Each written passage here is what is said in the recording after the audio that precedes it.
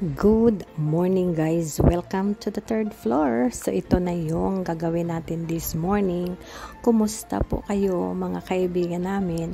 Ako ay maglaba para na malamigan ako kasi medyo mainit ang umaga. So let's go sa go everybody! Ang sarap kaya maglaba guys pag mainit.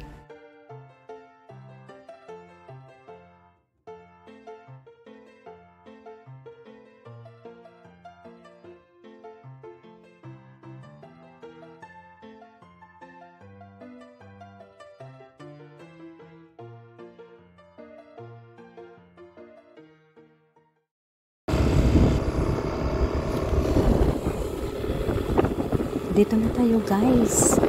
Pasok na tayo dito. Itong road, umpisa papunta sa grotto guys. Ayan, napakaganda. Pero gincut-cut ko lang guys kasi medyo mahaba. Total pala siya siguro guys na mga 3 kilometers from our house. So ayan, punong-puno yan siya ng sugar cane field between the sides. Pero yung may-ari ng hacienda guys, siya ang nagpagawa ng road. Ayan. So yung iba one way pa lang, yung iba 2 ways na siya guys. Tingnan niyo, napakaganda ng ano niya, ng malapad na malapad masyado guys ang ano niya. Ang mga hacienda niya guys, matagal na yan dito eh. Tapos inaalagaan niya talaga yung mga nagtatrabaho sa kanya. Linagyan sila ng 3 area, parang suburb kung saan sila titira. Binigay sa kanila yung lupa. Napakabait na tao guys, napakaswerte ko na nakausap ko siya at siya mismo ang nag-say hello sa akin kasi hindi ko naman siya kilala. Kaya Diyos ko Lord, mga tao na ganyan, they're very special to meet.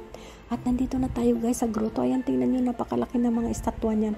Mataas pa sa akin, mind you, I'm only 4'11". So ayan, siguro mga 6-footer. Ayun nakapintura na sila ng gold. O diba, pasok tayo dito guys. Kaya napakaganda kaya dito. Ito ang mga station of cross na pagkatapos niyan, lilinisan at may garden yan dyan nakasama. So ito, babalikan natin. I-update ko kayo guys. Kung gusto nyo, comment lang kayo. Kung gusto nyo na malaman kung paano na.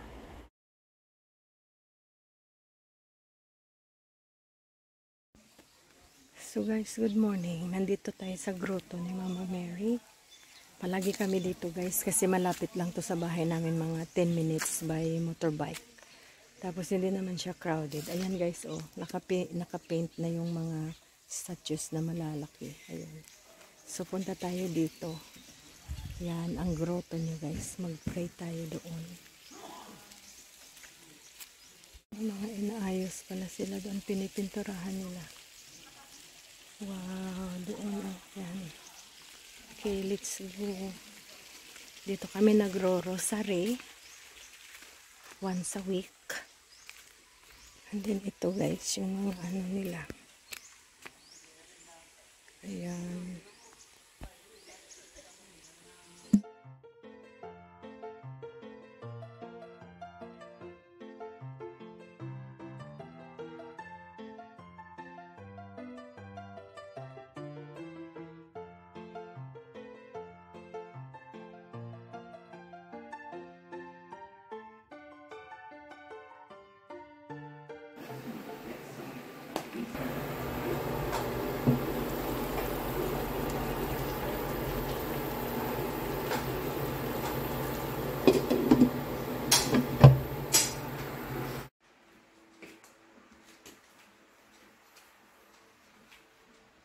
Okay guys, tapos na tayo maglinis dito.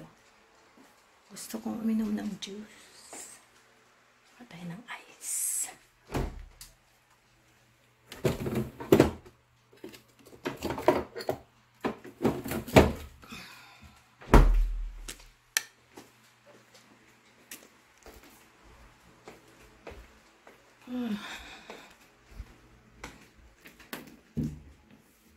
Ang init guys.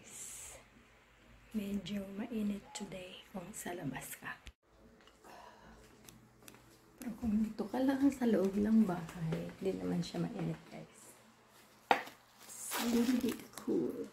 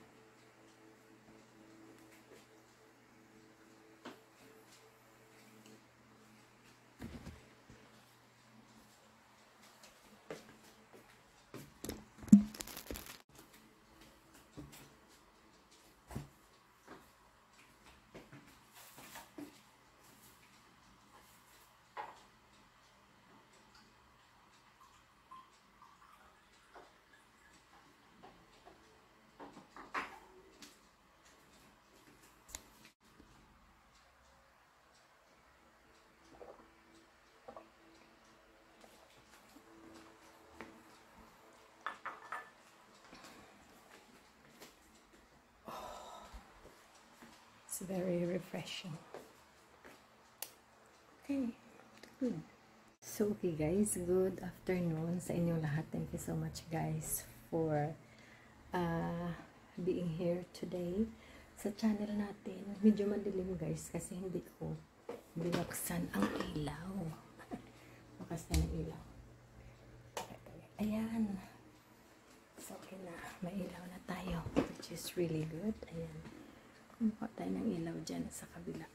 So, ito guys, ang update ng day natin for today. Pumunta kami ni Daddy sa Mama Mary na grotto dito malapit sa bahay. Pero dumaan kami sa mga sugarcane fields kasi parang nasa unahan siya ng lugar namin. Ang sa city dito na side, dito naman siya. Pero malapit lang talaga guys. Siguro mga 15 minutes by motorbike lang talaga. Hindi naman mabilis yung takbo namin. Maybe sa kilometers, mga 5 kilometers lang. So, highway yung dadaanan, tapos yung papasok sa loob. Sa nakita nyo dito sa video ay may mga sugarcane fields. Actually, may mga kakilala kami dyan nakatira, dyan sa mga area na yan. Kasi, nung nag-aaral pa ako, naglalakad kami dyan sa mga area na yan. Galing sa school na mamasyal, ganun. Tapos balik naman. Kasi on that time, hindi naman yung malayo. Yung pag naglalakad kayo, marami kayo nagkukwentuhan, madali lang naman siya. So anyway, ganun. Tapos pumunta kami doon guys. Ang may-ari ng farm na yan, nandoon siya. Bali tatlong area, tatlong parang villages ang nandoon sa mga farms niya. Tapos ginawa niya yung grotto at saka may church pa yan siya. Yung church is Greater St. James na malaking church. One day, ipipicture ko dito guys ha sa video. Yung may-ari guys na medyo maedad na siya. Yung may-ari ng mga hacienda, ganun. Nandoon siya kanina tapos nag-usap kami. Sabi ko ang ganda kasi may prayer room sila. Adoration room. Tapos sabi niya yung room na yan ay talagang, pincopy niya talaga yan. Exactly the same sa Italy. Tapos pinagawa niya dyan para na ma-enjoy talaga ng mga tao. So, ayun, nag-usap kami. Hindi ako makapaniwala guys na nakausap ko siya kasi parang timing lang talaga. So, I think it is like a sign sa akin ni Lord at ni Mama Mary na continue my faith, sa kanila na kahit anong mangyari, wag kang bumitaw sa faith mo para na yung ganun nga, kasi admire talaga ako sa tao na nag-build ng grotto at ng simbahan. Hindi ko akalain in my million dreams makausap ko siya guys.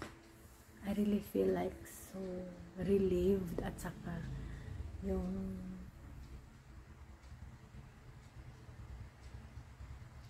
na-surprise lang talaga ako guys, as in. So anyway, may nag-deliver ng Food Panda. Ayan, lumiwanag tayo guys.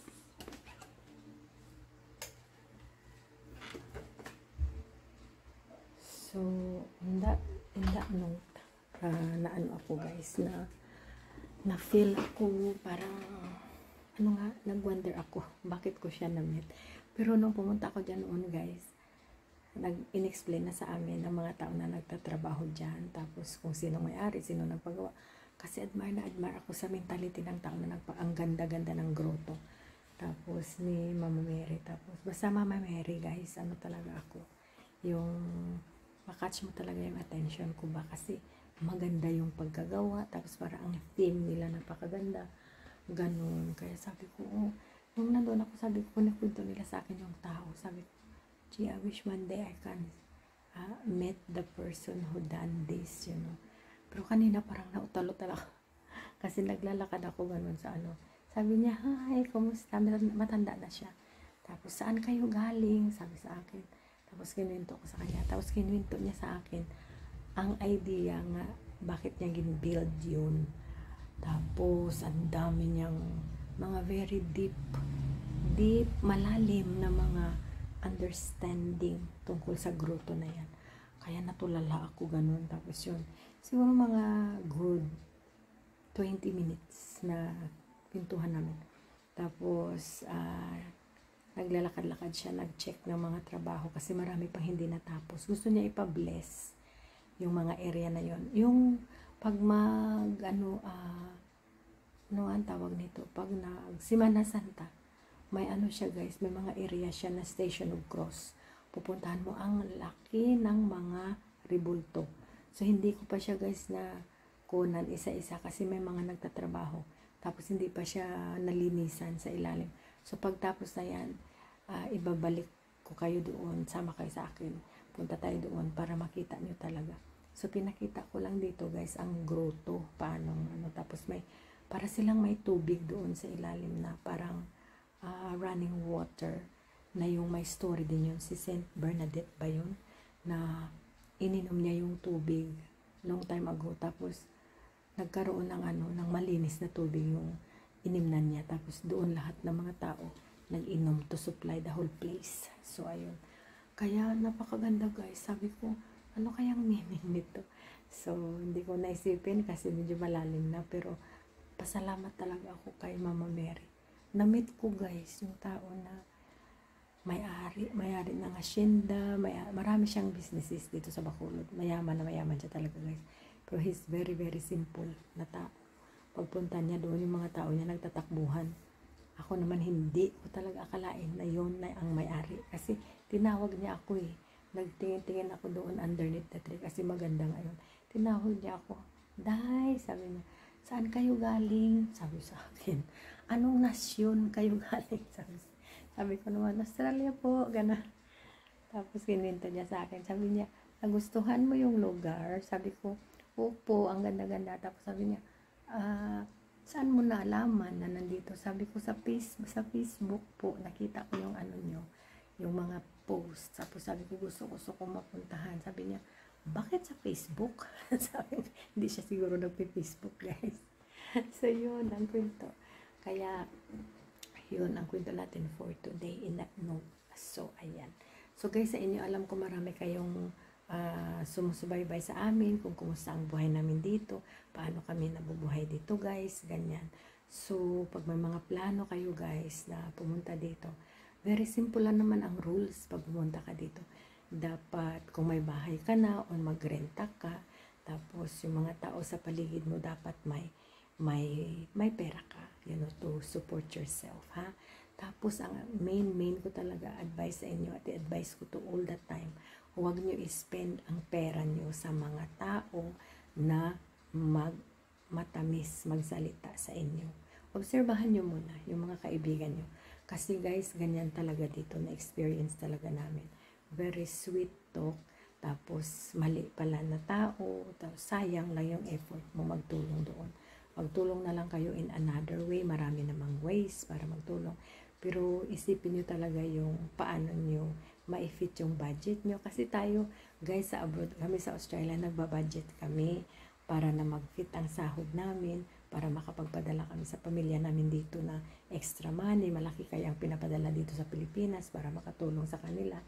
Pinagtrabahoan namin yan ng overtime, ipapadala lang dito, So, useless din yun na pagdating nyo dito, yung mga tao na tinutulungan nyo, ayaw na sa inyo kasi wala na kayong trabaho sa abroad, diba? So, from abroad to here, dapat talaga clever kayo. Mag-ipon talaga kayo ng sarili nyong pera. Tapos, never nyo ibigay sa kanila. Kahit pa malaman nila kung magkano yung pera mo. Buti nga sa kanila, pag alam nila yung pera mo. Pero hindi para sa kanila. Ayun. Kasi ganyan yan sila guys. Yung mga tao dito na masasama. Ganyan sila. Tapos, i-keep nyo lang yung mga friends nyo na nag-care sa inyo. Yung ganyan. Be careful din kayo sa mga tao na nagre-recommenda sa ibang tao. Kasi pag nag-recommend yung iba, hindi nila dinidig deep na talaga yung mga tao na nire-recommenda nila. Mga wala din palang visa. Walang wala pulos, kung sa Ilonggo. Mga hindi dapat i-recommend na tao, nire-recommend nila sa inyo. Kaya be very careful talaga kayo guys. Pero in saying that, continue your dream. Kung gusto nyong tumira dito, continue your dream. Kasi iba-iba naman tayong plastada ng buhay, okay? Baka sa pupuntahan nyo, okay kayo, walang nakikialam sa inyo, the better like that. Pero guys, pag may nakikialam at may nanghihimasok, gusto magsawsaw sa mga ano, especially sa pera, please think about it first. Yan lang talaga ang ma-advise ko sa inyo guys. Tapos yung mabait natin na heart, dito guys, hindi pwede uubra siya. Kasi minsan, mali talaga yung tao na matulungan natin. We cannot aware that it's not our fault, you know. Kaya minsan, pull back nyo guys. I-pull back until na makarealize kayo na okay, this one is good. And then, release. O, diba? So, ayan ang advice ko sa inyo for today. Hindi lahat na tao na mamimit natin dito mabait. At hindi lahat na tao dito, ang purpose nila is to help us. Majority guys, sa namit namin na tao is may sarili silang hangad para sa buhay nila. Kaya sila nagiging mabait sa inyo. Ayun. So, for the very few na mababait guys, yan ang dapat natin isipin. Hindi lahat na tao sa mundo masama. May mga mababait talaga na naiwan.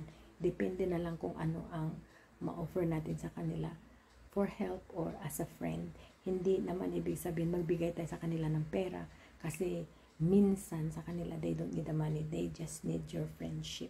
Ayun. So be very careful lang talaga guys. At kung gusto niyo umuwi dito sa abroad, talagang make sure na may exit kayo, na may plano kayo guys, na pag exit nyo balik sa lugar nyo is okay pa kayo. Kasi pag sawang-sawa na kayo dito sa mga balik na kayo. Tulad sa amin ni Daddy, nakita agad namin na lucky, may kami, may plano kami talaga na okay, mag-holiday lang kami dito na longer than 3 weeks. Ayun. So ayan guys ha, yan ang ma-share ko sa inyo for today. Sana nag-enjoy kayo sa maliit natin na clips for today. At kami ay yun talaga ang purpose namin na umalis kami. At saka nag-grocery din ako para sa shop. Kanina yun ang umpisa. Tapos nag-decide kami ni Daddy mag-drive for malapit 1 hour kasi si Toto hindi naman pa aalis sa school. Later pa siya umalis. So ayan guys. Thank you so much guys for watching. Maraming salamat. Please do subscribe if you haven't already. At enjoy lang tayo ng life. Life is too short. But kung nasa tama kang mga tao kasama mo at sa mga family and friends mo, life is great. Okay? So, see you guys in our next vlog. Bye from Philippines. Thank you for watching. Bye-bye now.